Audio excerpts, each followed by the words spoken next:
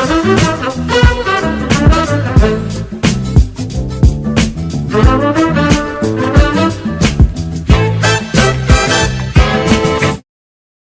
datang di Lini Podcast, ngobrol lebih dekat tentang gaya hidup sehat.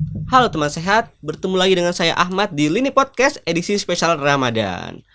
Nah, di episode sebelumnya kita sudah ngomongin tentang puasa dan lingkar perut, gimana puasa bisa menurunkan lingkar perut. Nah, hari ini kita akan membahas dengan topik yang sudah ditunggu-tunggu tentunya dan cukup menarik, yaitu benar nggak sih puasa bisa menurunkan berat badan? Ayo teman sehat, siapa di sini yang puasa berat badannya turun atau bahkan naik? Nah, kenapa ya? Untuk menjawab itu semua, sudah hadir bersama kita Profesor Hadinsyah, Guru Besar Ilmu Gizi FEMA IPB University dan Ketua Umum Pergizi Pangan Indonesia. Selamat datang Prof, gimana kabarnya? Kabar baik, alhamdulillah. Gimana kabar, Kak Alhamdulillah, sehat juga Prof. Berat badan udah banyak turun Prof? Wah, sudah mulai. Oke. Wah, berarti bagus ya Prof puasanya Prof. Indikasi Prof ya. Nah Prof, kalau kita ngomongin berat badan nih Prof, bener nggak sih Prof kalau berat badan berlebih itu beresiko terhadap gangguan kesehatan Prof? Ya, bisa iya, bisa tidak. Tergantung kondisi seseorang tadi ya. Kalau berat badannya tadi berlebih, disertai memang lemak yang berlebih karena dia bukan seorang atlet ya. Tapi kalau kelebihan berat badan tadi karena dia seorang atlet yang ototnya besar, tentunya ya tidak itu untuk mengganggu kesehatan. Jadi tergantung pertama tentunya cara mengukurnya dan konteks orang tadi, apakah dia beratnya tadi karena otot atau karena lemak.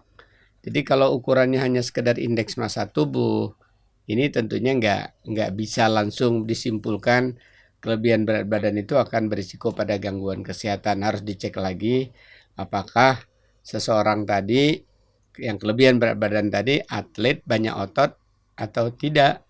Intinya kan sebenarnya yang mengganggu kesehatan tadi karena kelebihan lemak, yang sederhananya karena kelebihan berat badan, tapi perlu dikonfirmasi.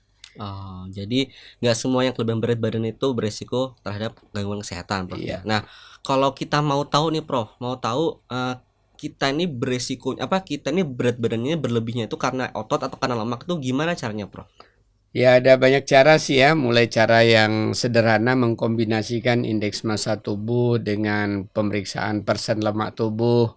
Kemudian ada juga yang dengan body composition analyzer ya, satu alat yang bisa menganalisis secara elektroda, katoda anoda, berapa persen air di tubuh kita, berapa persen ada lemak di tubuh kita, bahkan juga bisa melihat lemak di bagian tengah, lemak di kiri, lemak di kanan dari tubuh kita. Atau bisa juga secara estimasi rumus perhitungan ya, yang kalau nggak salah Lini Sehat punya ya, yang disebut dengan cek status gizi .linisehat.com. Jadi kalau yang berminat tinggal dilihat aja, dibuka bisa melalui HP-nya atau melalui laptopnya, cek status gizi.linisehat.com. Nah, teman sehat tadi yang mau tahu nih berat badannya berlebih karena lemak atau bukan, silakan kunjungi website cekstatusgizi.indonesia.com. Di situ teman sehat bisa melihat gimana kesehatan teman-teman dengan berat badannya gitu ya. Dan persen lemak tubuh. Dan persen lemak tubuhnya, benar sekali Prof. Nah Prof, kita ngomongin soal tadi berat badan, sekarang kita nyambung ke puasa nih Prof. Nah, Prof Hardin puasa berat badan turun. Tapi ada nih Prof, teman saya Prof, tahun lalu Prof, dia puasa bukan justru Ahmad ya? Bukan Prof, jangan, Prof. Dia puasa justru berat badannya meningkat Prof. Itu kenapa Prof?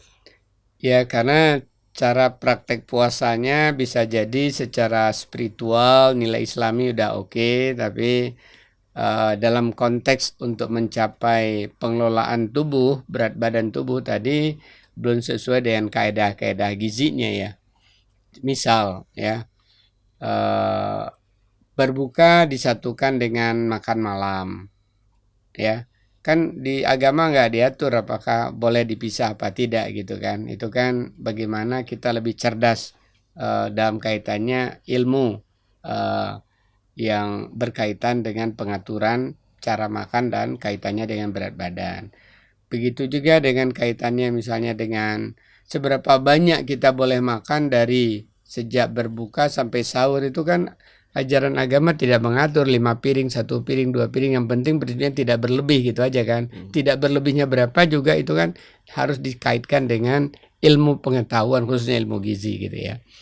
Nah, jadi kalau ternyata pertama antara makan berbuka sampai sahurnya itu makannya banyak, lebih dari biasa dia makan ketika harian, atau bahkan seringkali kan itu hanya memindahkan makan dari tidak puasa menjadi puasa.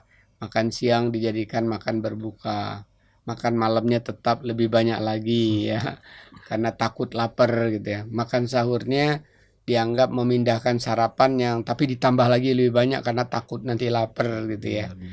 Nah, ya pasti jadi bukan defisit tapi positif energi, kalori jadinya ya. Kemudian tambah lagi biasanya siang hari bekerja ya jam 7 sampai jam 4. Sekarang kerjanya cuma jam 8, jam 2 atau jam 3. Terus biasanya olahraga terus nggak olahraga. Artinya kan udah pengeluaran energinya berkurang ya karena takut takut lapar aja bawaannya gitu ya. Jadi mindsetnya barangkali yang nggak benar dikaitkan dengan perilaku makan dan istirahat dan aktivitas fisiknya nggak benar.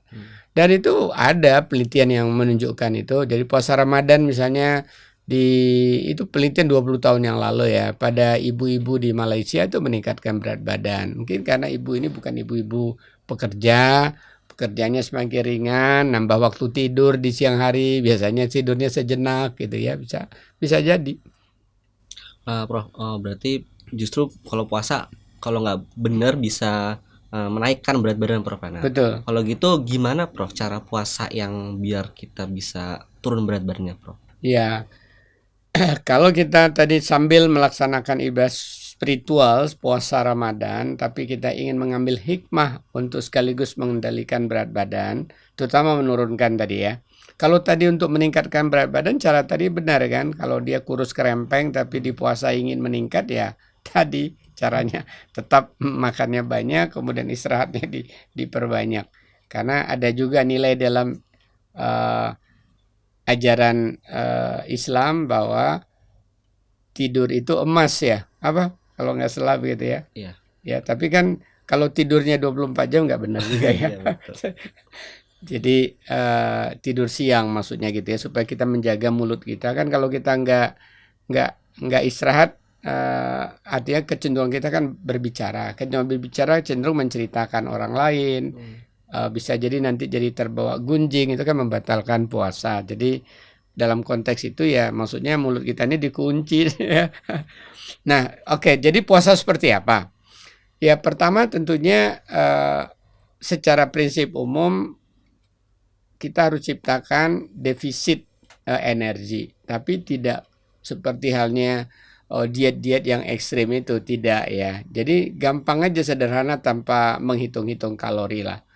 Jadi pertama bagaimana ketika kita berbuka sesuai dengan sunnahnya, berarti kan sesegera mungkin berbuka, harus kita batalkan ya.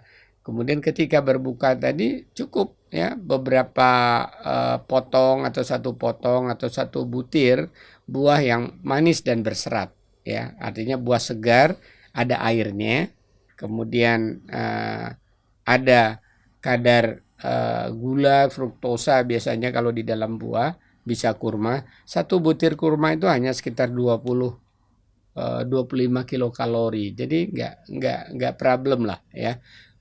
Jangan takut bahwa itu akan menjadi, kan seringkali disebut-sebut kelebihan gula meningkatkan jadi lemah. Itu kalau kelebihan. Ini orang lagi lapar menjelang maghrib hanya ditambah 20 kalori, 25 kalori, nothing, nggak ada itu efeknya terhadap peningkatan berat badan. Tapi itu justru adalah untuk memulihkan sedikit kekurangan glukosa di sore hari tadi. Dan itu jadi masa transisi lambung kita untuk mempersiapkan makan malam setengah jam atau 1 jam atau 2 jam berikutnya.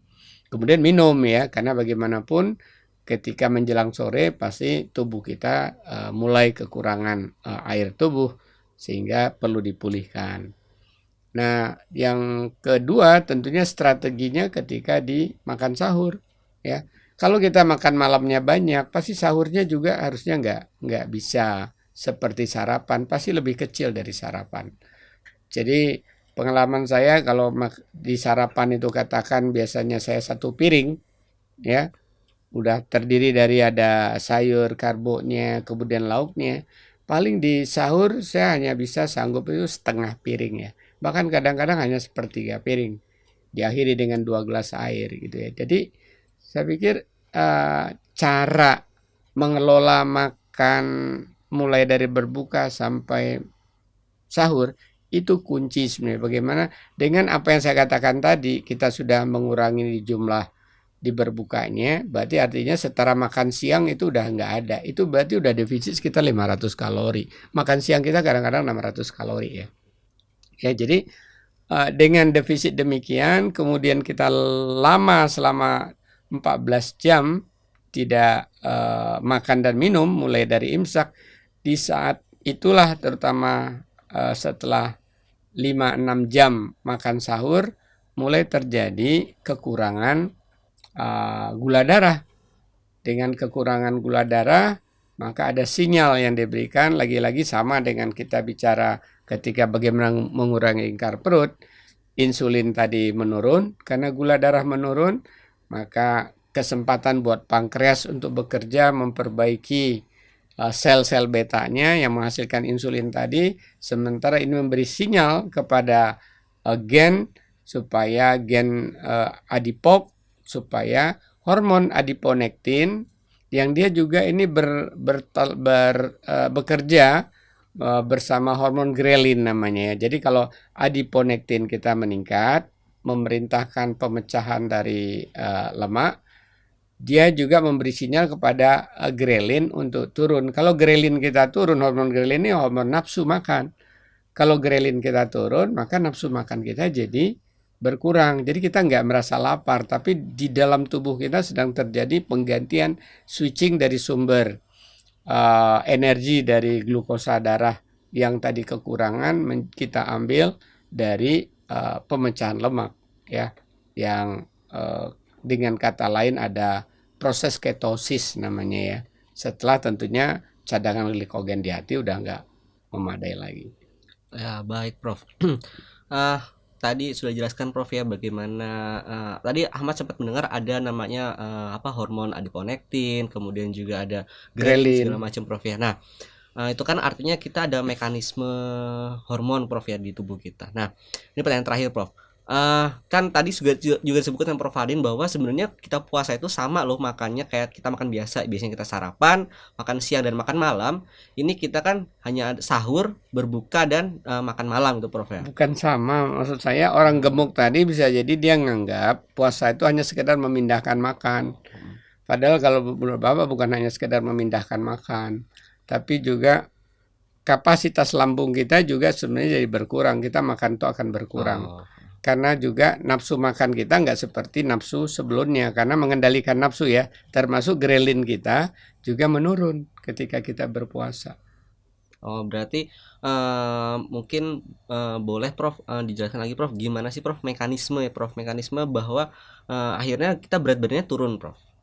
Ya, dengan tadi lemak tadi dibakar, itu satu jalur lemak ya. Satu lagi bisa juga karena khilaf atau salah, jalur air. Jadi orang-orang yang berpuasa kurang minum di malam hari pasti berat badannya turun dibanding sebelum puasa. Kenapa? Karena kurang minum berarti kurang air tubuh. 1 gelas air itu 250 gram kurang lebih. Kalau kita kurang minum 2 gelas itu udah setengah kilo. Kurang minum 4 gelas sudah 1 kilo menurun kan? Padahal itu sebenarnya sementara temporary. Begitu kita minum nanti yang cukup, dia akan kembali lagi. Jadi berat badan itu bisa saja turun karena airnya turun bersama zat terlarut ya. Bisa juga tadi yang saya katakan pertama yang kita kehendaki sebenarnya kalau orang kelebihan lemak, lemaknya turun. Bisa juga jalur yang ketiga, ototnya yang berkurang. Sesungguhnya ketika kita puasa, tadi insulin menurun, adiponektin meningkat, hormon pertumbuhan kita, IGF namanya, itu meningkat. Artinya apa? Kesempatan sebenarnya kita untuk membentuk otot, ya.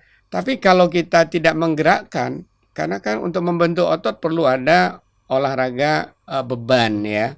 Bisa beban tubuh kita, bisa beban kita gunakan dan yang lain untuk jadi terbentuk otot. Kalau nggak dilakukan hanya tidur-tiduran saja, meskipun hormon pertumbuhannya meningkat, tapi nggak terjadi. Bisa jadi kalau kita kekurangan asupan protein, otot kita yang terkuras. Jadi berkurang otot, bisa berkurang air, bisa berkurang lemak, atau ketiga-tiganya. Nah, bedanya dengan very low calorie diet yang beberapa masa yang lalu itu tren, itu yang banyak berkurang itu sebenarnya adalah air dan zat terlarut. Ya, hanya sekitar 60%-nya adalah lemak. Tapi kalau dengan puasa yang baik dan benar, ya, itu bisa sampai 80% itu lemak yang berkurang. Bahkan bisa sampai 90%. Sesungguhnya lemak yang terjadi penurunan berat badan. Jadi misalnya penelitian meta-analisis nih untuk di kawasan Asia. Berat badan itu selama sebulan puasa bisa menurun 3,7 kg rata-rata. Ya. 3,7 kg. Jadi kalau 90%-nya itu adalah lemak, berarti kita bisa menguras lemak 3,5 kilo. Dan sebagian besar lemak itu adalah lemak bagian tengah yang udah kita bicarakan sebelumnya. Wah. Ya, jadi bagi teman sehat yang mau puasa dengan baik dan yang benar itu benar-benar loh bisa menurunkan berat badannya gitu. Baik Prof, untuk yang terakhir Prof, boleh Prof dikasih closing statement Prof? Oke. Semuanya Prof. Baik, sahabat sehat semua, topik kita pada hari ini adalah apakah puasa bisa menurunkan berat badan? Ya, bisa menurunkan, bisa tidak menurunkan, tergantung pertama cara puasa yang kita lakukan, ya. Jadi untuk meningkatkan berat badan juga bisa, untuk menurunkan juga bisa. Tapi ketika kita menerapkan puasa tadi dengan cara yang baik dan benar, di mana pada hakikatnya apa yang kita lakukan saat berbuka, yang kita asup juga yang kita asup saat sahur tadi dalam batas minimal, lebih banyak sebenarnya adalah komponen air putih bersama tadi kalau berbuka sedikit buah, kalau sahur tadi ada komponen sayur, serat dan juga lemak dan protein, ya, maka otomatis ketika setelah 5-6 jam tubuh kita berpuasa pasca imsak akan terjadi mekanisme ketosis, ya, di mana lemak kita mulai digunakan. Nah, kalau kita ingin yang menurunkan berat badan tadi adalah sebagian besar lemak, itulah cara yang perlu digunakan. Tapi kalau kita tadi ingin sebenarnya turun berat badan ini karena air dan itu tidak dianjurkan, ya, bisa akhirnya jadi lemes, itu mudah juga kan, gak usah cukup minum gitu kan. Kalau dianjurkan misalnya 6 gelas di luar air dari makanan, kita minum aja selama malam hari sejak berbuka itu hanya 3 gelas, itu hampir 3/4 kilo udah turun berat badan kita. Tapi itu bukan cara yang dianjurkan. Cara yang dianjurkan tentunya adalah sebagian besar yang kita kuras adalah lemak. Kecuali kalau yang kurus tentunya, ya, kita justru memanfaatkan supaya otot yang terbentuk. Karena itu olahraga beban harus dilakukan. Kapan baiknya? Bagusnya ya sejam sebelum berbuka atau sejam menjelang berbuka, karena itu puncak-puncak di mana hormon yang diperlukan tadi untuk pembentukan otot tadi meningkat. Baik, demikian nih podcast pada episode hari ini. Sampai jumpa di episode berikutnya, yaitu apa ya baiknya puasa bagi lambung dan usus. Dan jangan lupa untuk tetap saksikan ini podcast eksklusif di channel YouTube maupun Spotify Lini Sehat.